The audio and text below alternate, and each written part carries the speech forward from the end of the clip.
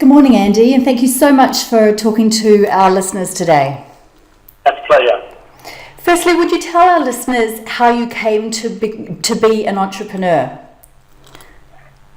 Yes, well, I used to work for an insurance company many years ago, and pretty much my experience was there was too much every month instead of enough money. February was a good month because it was shorter. And I don't know, I guess many of the time I think many people leave a job really out of some form of frustration. That's what it was for me. And I got frustrated with the organisation I was working for, felt limited. And a friend of mine had been left the company some year plus and had often been encouraging me to leave and do the same thing he was doing. And so we kind of got chatting and decided that maybe we could do this for ourselves, what he'd been doing, which was at this time IT recruitment, which is a hot topic at the time. And so we had to start the company. Now, I didn't have any money to start the business. In fact, I took my business plan to several banks, my cash flow forecast, and with no collateral and no assets to me at this time, I was politely shut the door on a number of occasions. So I had to change my approach because I remember reading Rich Dad Poor Dad, and he talks about people buying doodads, which is really buying liability. So I went to the bank and asked them to lend me to buy a car, which was around £10,000 I wanted to lend me, and they now happily decided money. So I then used that 10,000, took it to a business bank, and said, "Hey, I've saved up this 10,000. I've got this." They managed to give me an overdraft for another 30, I think it was, or 20, and that's how we got started in the business. So and that business still exists today. I no longer own it, but did very well while I had it, and today it's holding more than £67 million, I think, something like that. Brilliant. And so after that, what did you move on to do? Well, I sold the business after I had it for 5 years because I became a bit stale and a bit bored, and it was with a business partner, and I wanted to go my own direction as well. And I became inspired by motivational speaker Tony Robbins. My partner at the time had an intervention live with Tony, which changed her life, and it kind of made me ask myself, what a shame that we have to come all the way to the United States to get this. Why isn't anybody else doing this locally where I am? And kind of made the decision blindly that I would do it without any speaking experience very much. I had a little bit of experience when I spoke at Churchill, but not very much. And just this ambition and drive to do it. So I left and started up my own company to teach other people some stuff. I learned some NLP and some life coaching things, and kind of fake it till I make it, really, in terms of getting out there and making my own marketplace myself, using some of the money I made to market, and getting out there and serving people with seminars. We used to see about 1,500 people a month with various forms of marketing and advertising into free events, and then sell them into my programs that I put together. Right. And you did that for a number of years, and then eventually you got into what you're doing now, which is teaching people across the world to be professional speakers. Do you want to tell us about that? Yeah, well, actually the second business I had ultimately failed. My business model was a bit flawed. I didn't realise at the time it was too top-heavy, putting people into the events at the front end. It wasn't very effective, and a nasty wake-up call. So that was very painful, and I went away for a couple of years, really, and I became a speaker speaking on behalf of somebody else at that point for their business. But then sort of, sometimes lick your wounds and get back in the game. And so, came back with a more robust business model and a different, teaching that I was teaching, rather than moving into what I had been doing again, which was motivational speaking, more about mindset, which is a really good topic, but has a certain value attached to it in terms of pay. Because it's considered more of a soft skill. And so I came back and taught people something that I'd become very good at the time, which of course was speaking itself. So I created a niche for myself to teach other people how to and of course, perhaps more importantly, how to commercially make money from speaking in terms of offering products and services from the stage by making irresistible offers. So that's what I've now been doing for a number of years, and I've been very fortunate now to have grown the business to have the opportunity to speak all around the world, and I've shared the stage now with my regional mentor, Tony Robbins, and other great instigators of change around the world. People like Bill Clinton, of course, ex-States, Sir Richard Branson, Donald Trump, Robert Kiyosaki, and some of the older generation of personal development speakers, well, like Brian Tracy and Bob Proctor, even Bob Geldof, Paul McKenna, these sort of people. So I've learned a hell of a lot in that period of time, and now feel, really blessed to have the ability to pass that same knowledge on to other people to be able to instigate change in their corner of the world using my tactics. Absolutely, it's amazing what you're doing. It's fabulous. So, with the work that you are now doing, what were some of the challenges and fears you faced in getting your speaking career and business up and running, given that you had the business failure before? Yeah, I think initially just making sure I didn't overtrade, which was the problem last time, and grew, because I have a tendency to have the ability to grow businesses extraordinarily fast, but that doesn't mean necessarily that the infrastructure that's around my business would grow at a pace and a rate in line with my sales. So I made sure that happened this time. So I built, a very good quality team around me at the same time to support the level of growth. I think that's a really key thing. Is a lot of businesses, especially small to medium enterprises, are either hesitant or don't know how to build winning teams, and that's crucially important that you pick the right people. And as a small business, you don't want to be micromanaging those people either. You want to choose great people, give them good direction and good initial management and check in, but you've really got to quickly move them through from telling them what to do to moving to more of a team operation with them, and then ultimately delegating stuff to them where they have drive and the responsibility to serve the business, make them feel like your business is their business in many ways, because they care about it, because they're such a big important part of your business. Totally agree with you. And how have you managed developing your own personal brand in your professional speaking business? Because I expect that's been critically important for you. Yeah, I'd say two big key distinctions there for me. Number one is being fortunate to have been promoted now by some of the biggest, well, probably the biggest promoters in the world in our industry, which has given me the opportunity to speak in several cities in Australia, Africa, and Kuala Lumpur, Malaysia, Singapore, and all over the UK as well, and also more recently in the USA too. So that's really helped to expand my brand.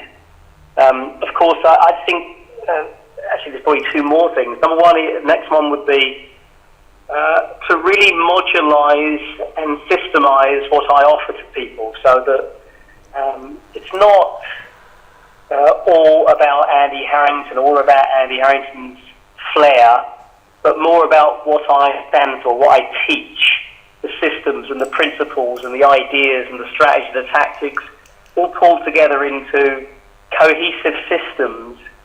So the business doesn't become about me, it becomes about the systems and the tactics I've created that anyone can follow, which means your brand can expand because, of course every business really is a system, but the best businesses are those systems that are, not only proven but also leveraged and replicatable and scalable as well. And in our business, the expert business, it's a big mistake made by many people not to create systems around their ideas, turning their flair or brilliance in the moment, if you like, their own genius, turning it into intellectual property that then can be leveraged in multiple different ways.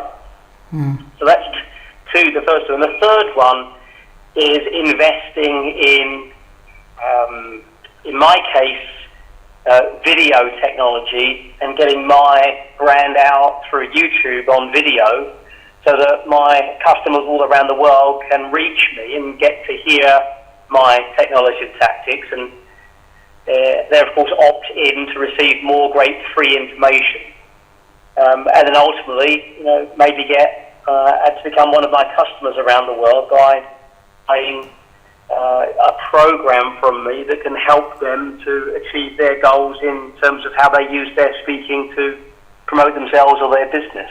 Yeah, and I know that you're using YouTube a lot and it's working very well for you.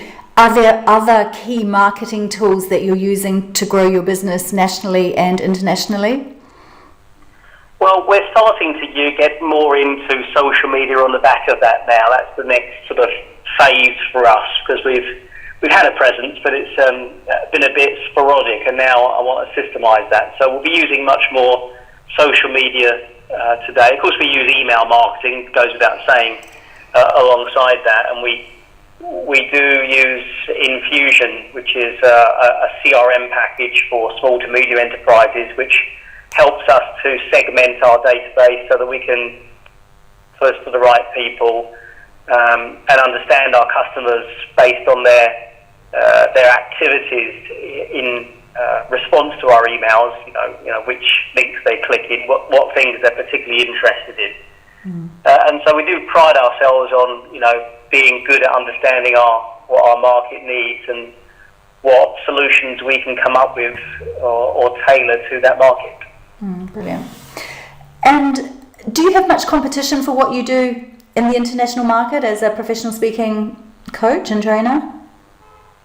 I mean, there are other people that do what I do, probably not on the same scale that I currently do it, but there are some other good speakers out there that do teach speaker training, but luckily with the decisions that I've made that we've been talking about in terms of the YouTube domination, if you type in public speaking or, for example, presentation skills into Google or into YouTube, they're going to find me and only me as a video at the top there.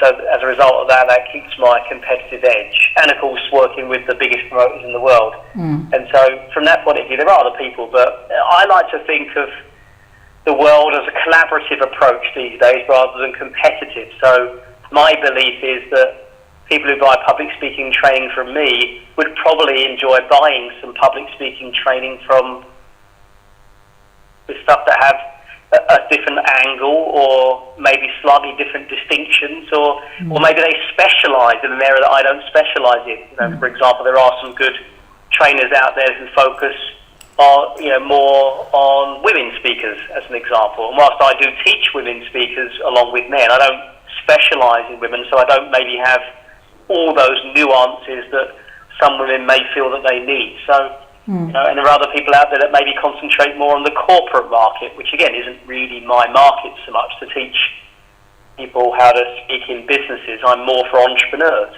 And so I try to find collaborative ways to team up with other experts, because again it's another way of helping my customers and at the same time broadening my network, because really that's the power of business, is the network that you create, not the sales that you make. Absolutely, yes. So do you have coaches and mentors who support you in the development and evolution of your business? I do have a coach that I use in areas where I'm a bit weaker at the moment. So I use a gentleman by the name of Chris Hughes, who is my business mentor, if you will, and he helps me to flesh out and sound out some of my ideas, but also give me a way to test some of the areas where I'm perhaps a little bit weaker as a business person, which in my case is, as is the case with many entrepreneurs, more around the planning and the financial side of things to make sure that all that is square at the same time. And in fact, I've just made a recent hire in that to strengthen that area of my business as well. So I now have a full-time person who is a financial controller to make sure that we are coherent and making sure we don't make any mistakes in the financial area too. Okay, great.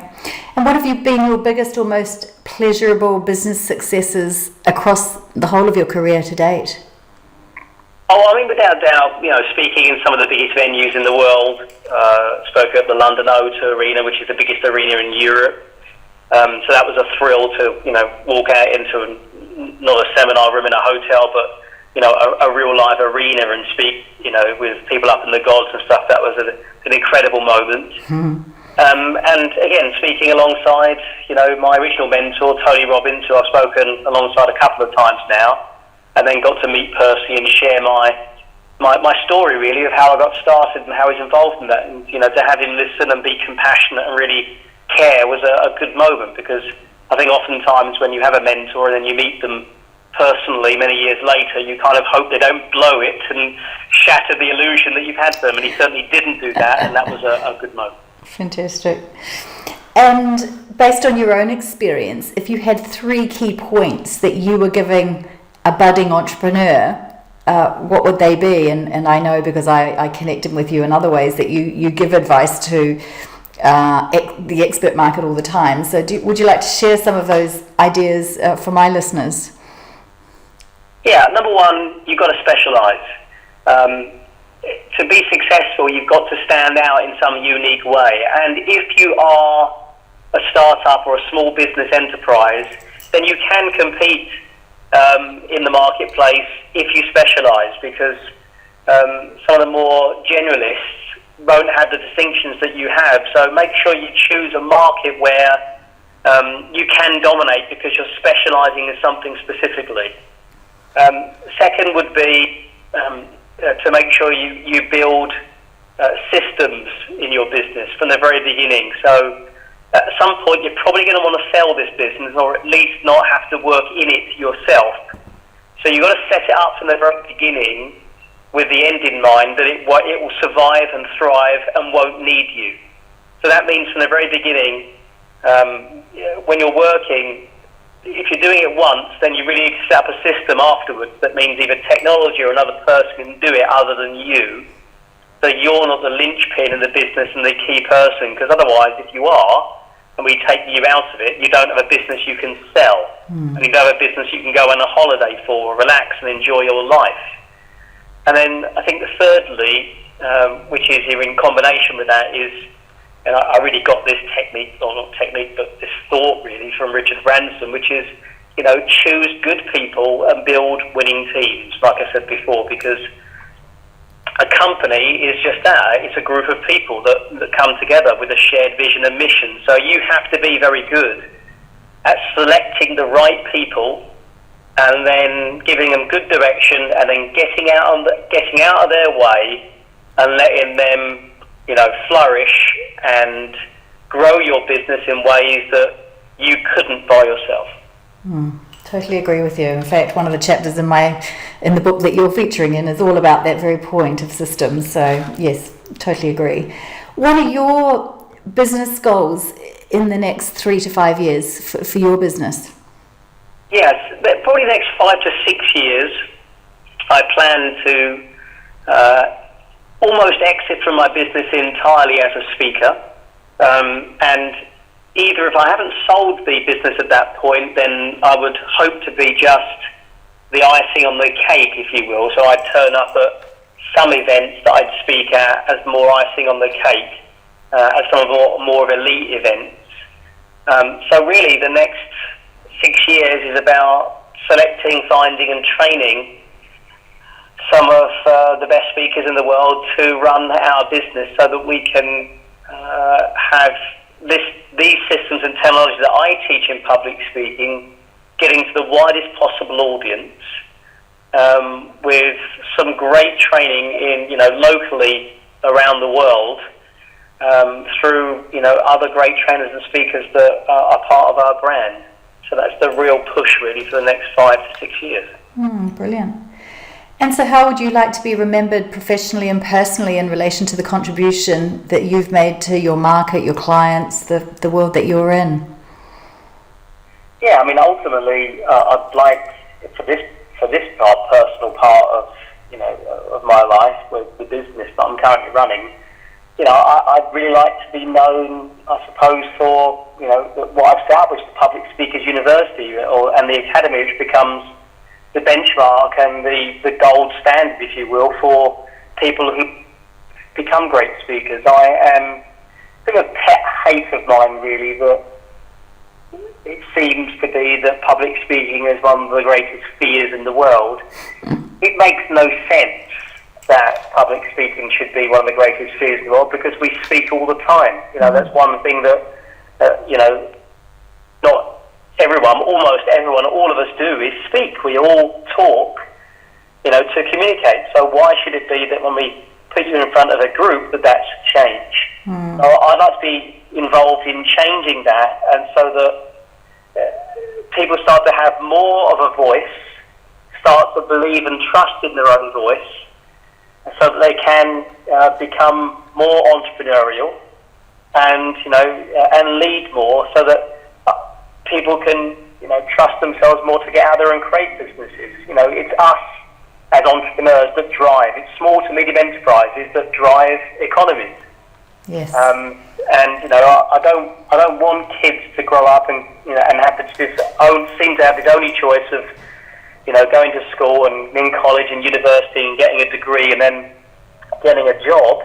Well, good. Well done. You got a job. Remember that someone has to create that job for you. There has to be an entrepreneur that has to create that job for you that you're learning to do. So why not bypass that and become the entrepreneur itself and create those jobs for other people? We need more entrepreneurs creating more jobs for other people that helps to drive the economy. So if public speaking can be a part of that, because to be a speaker means that you'll be able to stand in front of your business, you'll attract more people to your business, both customers and employees, and hopefully as a result of what you share or what your products that you create or your services, you'll help change the lives or improve the lives of the people that your business touches.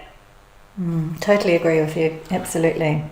And do you think you're living your dream right now? And if so, how can it get better? I think it's always very difficult. I find it quite difficult sometimes to ever think and believe that I'm living my dream, because it's a funny old play on the difference between drive and fulfillment. I think there's one group of people who think life should be lived in a place of fulfillment. But I find that when you feel totally fulfilled, that you tend to get a bit lazy and a bit, the drive suddenly disappears a little bit. We are given this drive and this away from pain towards pleasure for a reason. And so, eradicating fear, eradicating pain in your life entirely is a mistake. Because then all will happen is you'll end up meditating in a mountain somewhere on your own or whatever, which, okay, some people might say it's a great life, but in many ways, are you really contributing and make a difference while you're just up there meditating or, and not doing anything?